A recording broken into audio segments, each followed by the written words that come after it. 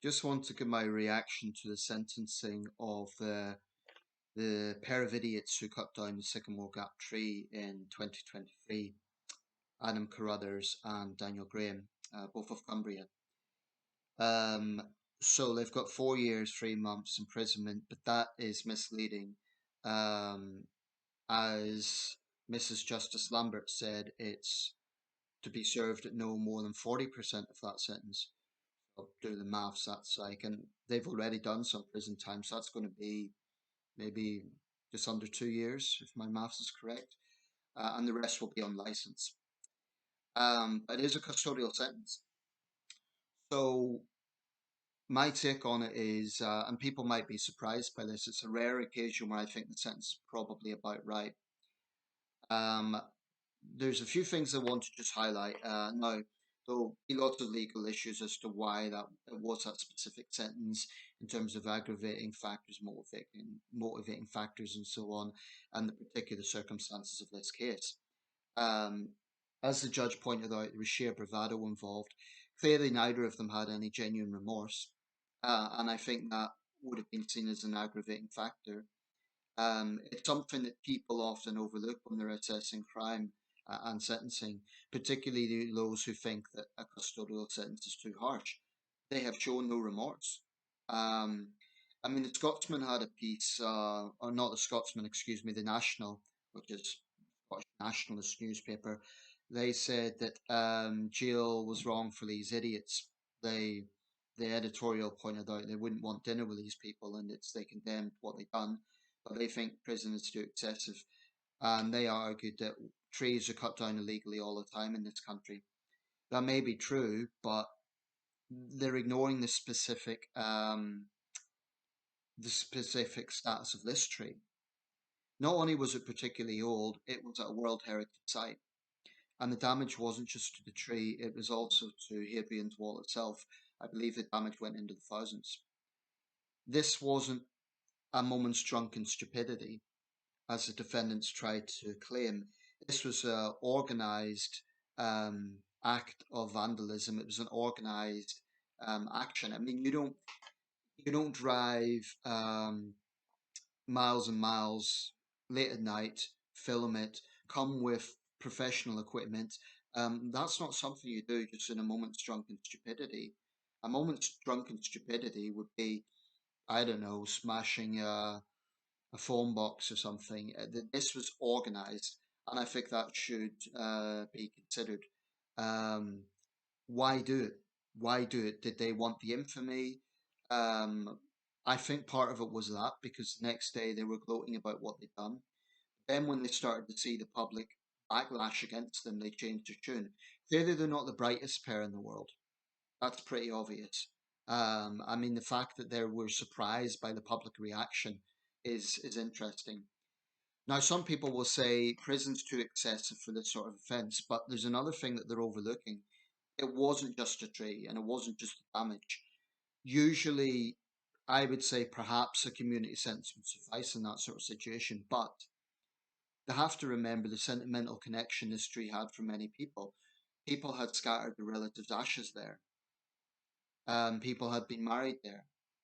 It was memories from many, many, many people across this region. Um, I mean, it would be the equivalent of, I would compare it to what Just Stop Oil done to Stonehenge a while back, or to international viewers, imagine, for example, American viewers, imagine if someone vandalized the Washington Monument, or if you're Cambodian, Angkor Wat.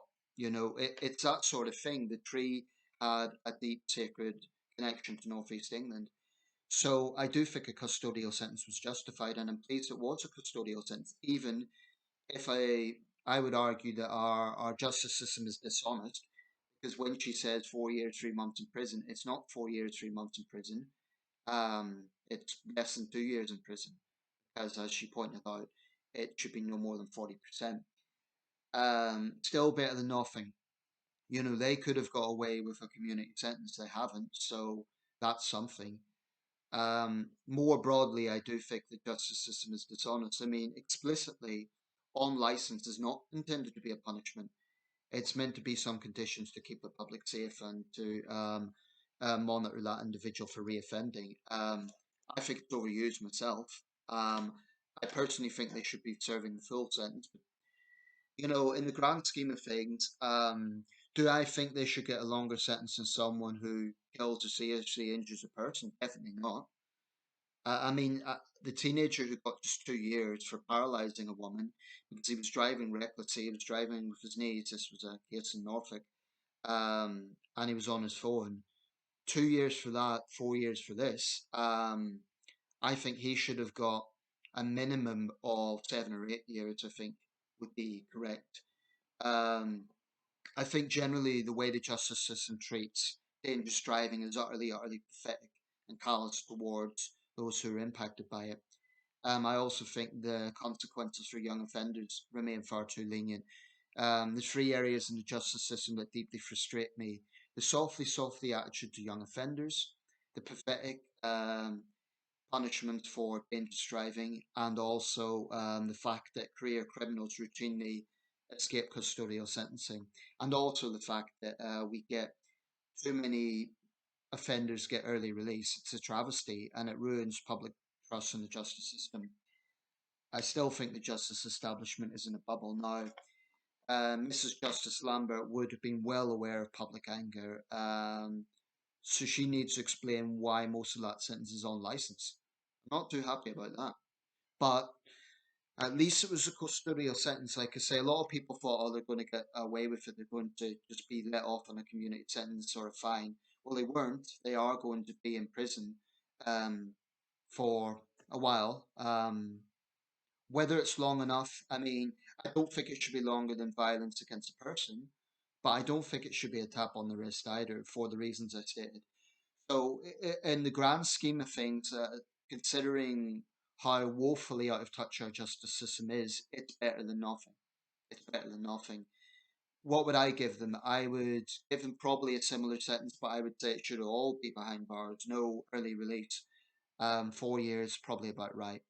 I wouldn't make it 10 years or something as people are calling for because, Hugh Edwards didn't get a custodial sentence despite his predatory behavior online. Um, Dangerous drivers don't get that sort of sentence. Violent teenagers don't get that sort of sentence. So, no, I don't think 10 years. I think that would be a bit excessive. 4 years, yeah, that's about right. 4 or 5 years. I mean, remember, inside is no picnic, and I don't really believe the tabloid notions of prison being easy. I don't think it is. Um, so they've got that to look forward to, but it's entirely of their own making. They showed no remorse, and anyone saying this is just a tree, I would ask you to reconsider that. It's not just any tree. This was an iconic tree which had sentimental connection to many people. It was also the damage to a World Heritage Site. So you need to factor those things in. So all in all, I think it's about right, but I do think they should serve the full sentence and not be released 40% of the way through it. But it's better than nothing. Um, and some people might say trees are cut down all the time, but people don't have ashes on other trees, so there is differences with this. Um, Let me know your thoughts. I think it's probably about right. I'll put the BBC link to the sentencing.